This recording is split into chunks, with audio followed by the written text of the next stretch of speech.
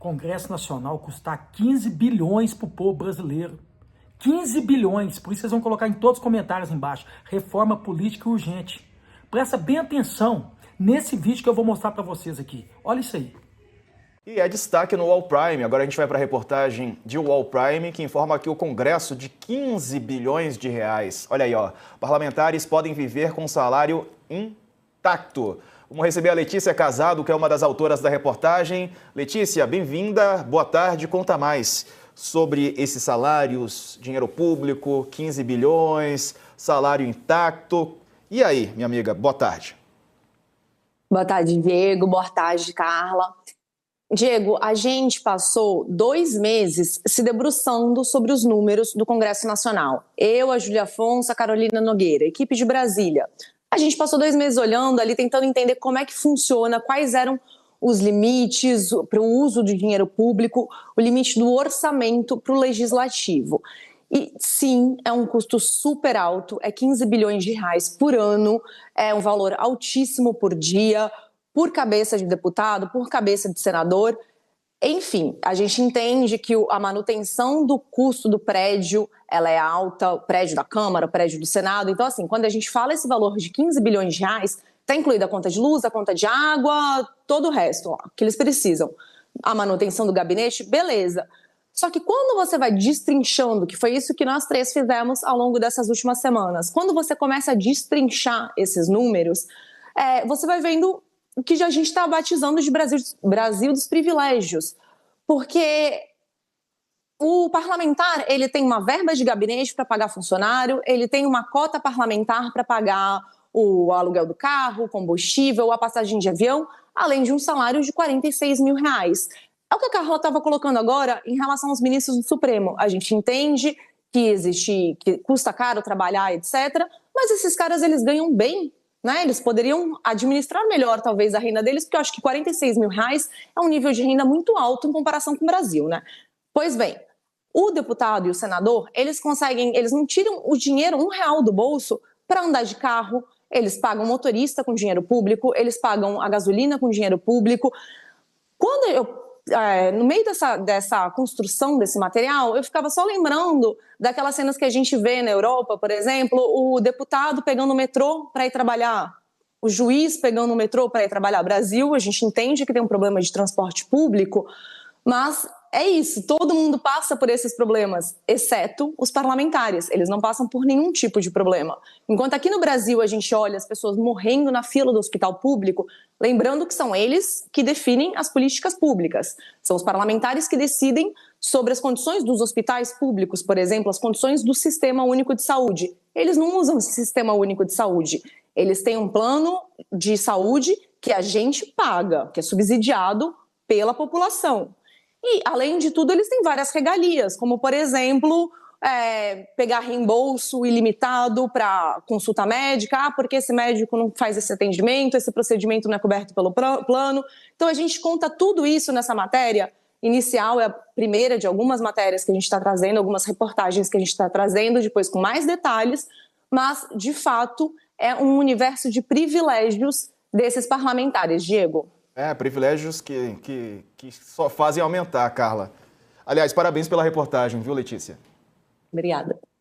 É isso, Diego. O pessoal trabalhou, viu, nessa. A gente está feliz que está saindo as matérias, porque foram meses aqui da gente revisando esses números, da gente discutindo essas questões. E sabe o que é importante, Diego? É que, assim, o que a Letícia falou, a gente sabe a importância da função, né? Mas, por exemplo, questões assim, moradia, né? Auxílio moradia, existem apartamentos funcionais para esses deputados, ou seja, imagina, você tem um salário de 46 mil reais e ainda ganha um apartamento, mas se você não conseguiu um apartamento funcional, porque não tem para todos, você ganha ali mais 4 mil reais da Câmara, 5 mil reais do Senado.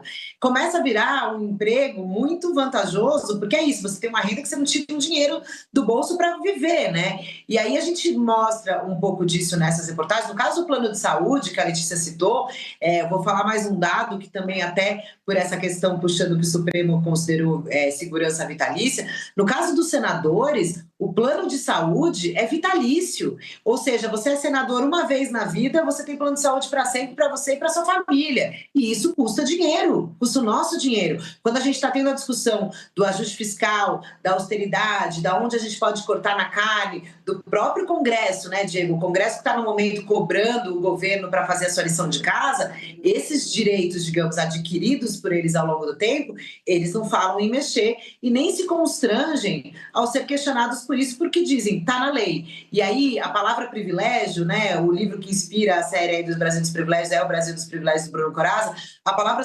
privilégios vem de lei privada, que é justamente, a gente está falando dos homens que fazem as leis no Brasil. E muitas delas, essas básicas, mantêm aí essas regalias e mantêm aí esse modo, esse padrão de vida que a gente traz, evidenciando o custo, né, de Brasília. A gente também fez essa comparação aí para mostrar que os assessores que eles têm direito, é como se cada um deles tivesse uma mini empresa à sua disposição, né? Imagina você poder ter 25 funcionários, assessores para vocês, com salários altos ali, com um custo que a gente, como sociedade, a gente pode questionar, e mais do que isso, mostra o quanto a gente tem que cobrar a efetividade da ação desses parlamentares em prol da sociedade brasileira, e não só deles mesmos, né, Diego?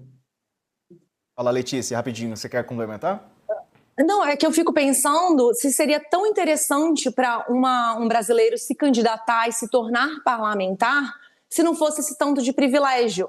Porque dentro por exemplo, da cota parlamentar, que é uma verba que está ali separada, que é um valor por estado, que eles têm direito, ele pode ir lá e gastar esse dinheiro com restaurante. Quando a gente pega as notas, e a gente detalha um pouquinho disso na reportagem, tem lá, restaurante 5 estrelas, restaurante 5 estrelas com um valor super alto de um prato super chique. Comer um pato com molho de laranja.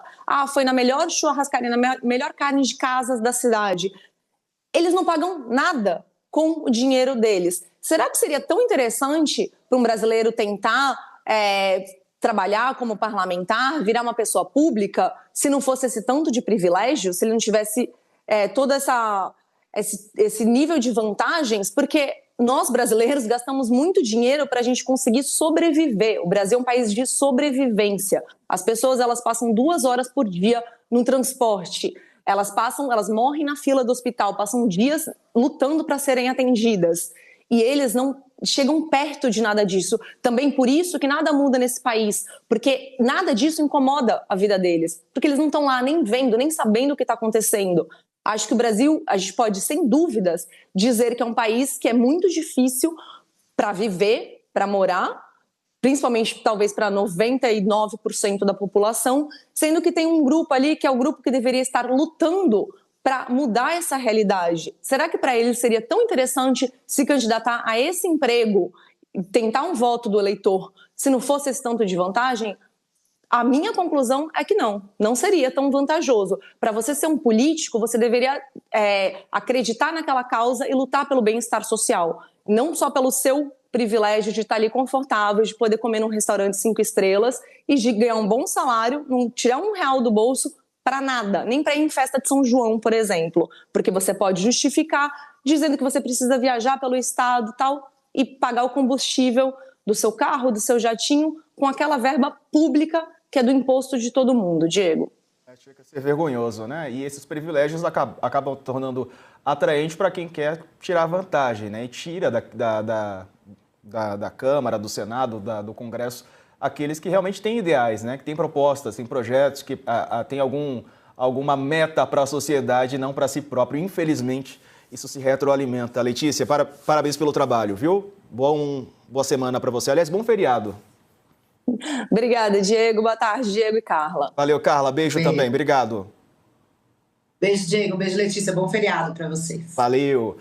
E é verdade. O parlamentar não precisa gastar do seu salário. O seu salário pode ficar guardado pela quantidade de privilégio, de mordomia, né, que a gente tem. A gente tem direito aqui a carro oficial, com placa escrito Senado. Eu não uso. Direito ao auxílio moradia. Tem direito à verba indenizatória. Inclusive para poder almoçar e pedir reembolso. Olha só essa matéria aqui do Hugo Mota, que ele teve coragem, a audácia de fazer, de usar quase R$27 mil para um jantar e pedir reembolso. Isso aqui é um murro na cara do povo brasileiro. E quem paga essa conta aqui é vocês. Eu estou fazendo esse vídeo aqui porque quantos políticos terão coragem de tocar nessa ferida? Faço uma pergunta para vocês aqui. Vocês estão entendendo por que a gente precisa de uma reforma política urgente? Se você concorda comigo, compartilhe esse vídeo para todo o Brasil e coloque em todos os comentários. Reforma política urgente. Vamos para cima, tamo junto.